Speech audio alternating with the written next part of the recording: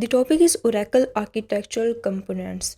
اس video میں ہم basically دیکھیں گے کہ ہمارے پاس اوریکل آرکیٹیکچرل کمپوننٹ کیا ہے، اس میں کون کون سے کمپوننٹس موجود ہیں، اور ہمارے پاس اوریکل سرور کیا ہے۔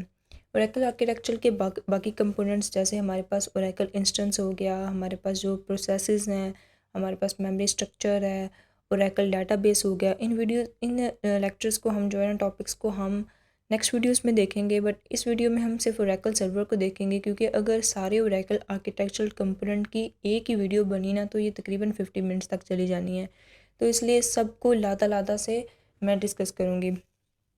تو پہلے ہم اس ویڈیو میں جو دیکھنے والے ہیں وہ ہے اوریکل سرور۔ یہ ہمارے پاس اوریکل آرکیٹیکچرل کمپوننٹ ہے۔ ان سارے کمپوننٹس کو علیحدہ انشاءاللہ ڈسکس کریں گے۔ تو ابھی یہ ہم دیکھنے والے ہیں کہ ہمارے پاس اوریکل سرور کیا ہوتا ہے۔ اوریکل سرور یہ جی ہمارا ٹاپک ہے، پر اس کو دیکھنے سے پہلے جیسے کہ ہم سمپل اگر ڈیٹا بیس سرور کی بات کریں تو ڈیٹا بیس سرور کیا ہوتا ہے؟ ڈیٹا بیس سرور ہماری انفارمیشن کو مینیج کرنے کے لیے ہوتا ہے۔ کی ٹو انفارمیشن مینجمنٹ، اس میں ہوتا یہ ہے کہ ایک ایسا ڈیٹا بیس سرور ہمیں یہ فیسلٹی پرووائڈ کرتا ہے کہ بہت زیادہ یوزرز کو یہ مینیج کرتا ہے ایٹ اے ٹائم، بہت زیادہ ڈیٹا کو ہینڈل کر رہا ہوتا ہے، اور concurrently many users same data کو ایکسیس کر پاتے ہیں، اور ان کی پرفارمنس بھی بہت زیادہ ہائی ہوتی ہے۔ اس میں پھر یہ بھی دیکھتا ہے کہ جو ان اتھورائز ایکسیس ہے اس کو پریونٹ کرتا ہے، اور بیک اپ کا فیچر بھی پرووائڈ کرتا ہے، اور جو ریکوری ہے اس کو پرفارم کرتا ہے اگر فیلئر آ گیا تو۔ یہ ہمارا ڈیٹا بیس سرور جنرلی اس کے فیچرز ہمارے پاس یہ ہوتے ہیں۔ تو اگر ہم بات کریں اوریکل سرور کی، اوریکل ایک کمپنی ہے جو آپ کو یہ فیچرز پرووائڈ کر رہی ہے، ایک بہت اچھی ڈیٹا بیس سرور پرووائڈ کر رہی ہے۔ تو اس میں ہمارے پاس کیا ہوتا ہے کہ یہ ایک ڈیٹا بیس مینجمنٹ سسٹم ہے جو ہمیں open comprehensive integrated approach provide کرتی ہے ہماری انفارمیشن کو مینیج کرنے کے لیے۔ اس میں ہمارے پاس دو چیزیں ہیں، ایک ہمارے پاس اوریکل انسٹنس ہے، دوسرا ہمارے پاس اوریکل ڈیٹا بیس ہے۔ یہ آپ دیکھ رہے ہیں کہ ہمارے پاس اوریکل انسٹنس ہے، سرور ہے جس میں ہمارے پاس اوریکل انسٹنس اور اوریکل ڈیٹا بیس موجود ہے۔ اب ہم ان کی ورکنگ دیکھتے ہیں کہ ہمارے پاس اوریکل انسٹنس اور اوریکل ڈیٹا بیس ان کی آپس میں انٹریکشن کیسے ہوتی ہے، یہ ان کا آپس میں کیا لاجک ہے۔ اوریکل سرور میں تو ہم نے دیکھ لیا کہ ہمارے پاس اوریکل سرور بیسیکلی کیا ہے کہ ہماری انفارمیشن کو مینیج کرنے کے لیے یوز ہوتا ہے، اور انفارمیشن بھی ایسی مینیج کرنا کہ ہمارے پاس جتنا مرضی ڈیٹا آ گیا نا ہم نے ان کو مینیج کرنا ہے، جتنے مرضی یوزرز آ گئے سیم ڈیٹا کو وہ ایکسیس کر رہے ہیں ان کو ہم نے مینیج کرنا ہے۔ ان کی پرفارمنس بہت اچھی ہونی چاہیے، فیلئر میں ہمیں ریکوری پرووائڈ کر رہا ہے، سیکیورٹی فیچرز پرووائڈ کر رہا ہے۔ تو اب ہم نے اس کے فیچرز تو دیکھ لیے، اب ہم اس کی ورکنگ کو ڈسکس کرتے ہیں۔ اس کے دو کمپوننٹ تھے، Oracle instance and the second one is Oracle data base. ان کی آپس میں ورکنگ کو اب ہم دیکھتے ہیں۔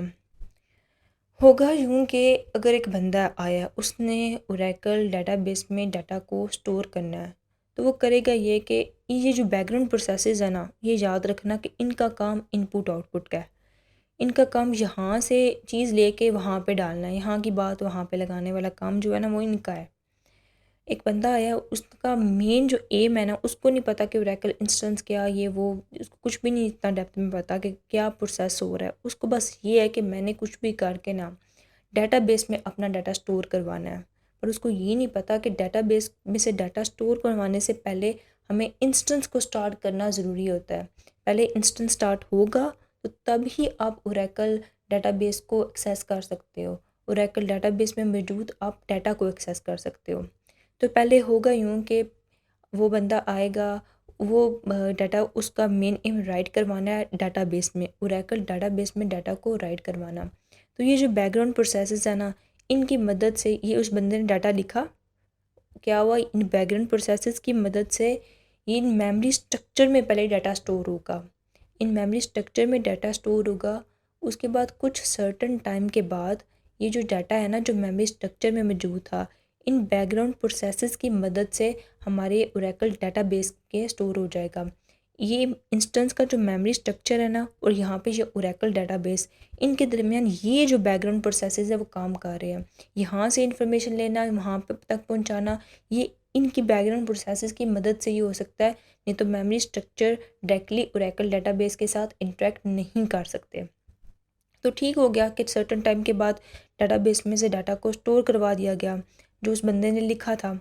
اب کیا ہوگا کہ دوسرا بندہ آیا جس نے وہ انفارمیشن ریٹریو کرنی ہے، یا کوئی بھی انفارمیشن اگر اس نے ریٹریو کرنی ہے تو ہوگا یہ کہ یہ جو بیک گراؤنڈ پروسیسز ہیں ان کی مدد سے ان پٹ آیا نا، ان کا کام کیا تھا؟ ان پٹ آؤٹ پٹ کا کام کرنا۔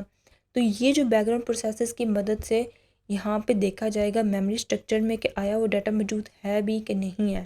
اگر تو ڈیٹا موجود ہے تو یہ بیک گراؤنڈ پروسیسز یہاں پہ آؤٹ پٹ دے دیں گے، اس بندے کو ریٹریو کر کے انفارمیشن دے دیں گے۔ بٹ اگر ان میموری اسٹرکچر میں بھی ڈیٹا موجود نہیں ہے تو کیا ہوگا کہ یہ بیک گراؤنڈ پروسیسز جائیں گے یہاں پہ ڈیٹا کے پاس، ڈیٹا بیس کے پاس، یہاں سے انفارمیشن نکالیں گے، ریٹریو کریں گے اور یہاں پہ میموری اسٹرکچر میں ڈیٹا کو اسٹور کر دیں گے۔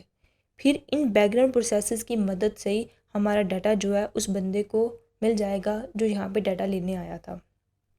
تو یہ تھا ہمارے پاس اوریکل سرور۔ ہم نے کیا ڈسکس کیا کہ ہمارا اوریکل سرور کیا کرتا ہے کہ انفارمیشن مینجمنٹ کے لیے یوز ہوتا ہے۔ اس کے کچھ فیچرز کو ہم نے دیکھا تھا کہ ریلائبلی بہت زیادہ ڈیٹا جو ہے وہ مینیج کر رہا ہوتا ہے۔ پھر ہم نے اس کے کمپوننٹس کو دیکھا کہ دو ہمارے پاس کمپوننٹس ہوتے ہیں، ایک ہمارے پاس اوریکل انسٹنس ہوتا ہے، دوسرا ہمارے پاس اوریکل ڈیٹا بیس ہوتی ہے، اور ان کے درمیان کی ورکنگ کو ڈسکس کیا کہ اوریکل انسٹنس اسٹارٹ ہوگا پھر ہی ہم اوریکل ڈیٹا بیس کو ایکسیس کر سکتے ہیں، اس میں موجودہ ڈیٹا کو ہم ایکسیس کر سکتے ہیں۔ تو یہ تھی ہماری اوریکل سرور کی ویڈیو۔ انشاءاللہ نیکسٹ ویڈیوز میں ہم ہر کمپوننٹ کو علیحدہ علیحدہ سے ڈسکس کرتے ہیں۔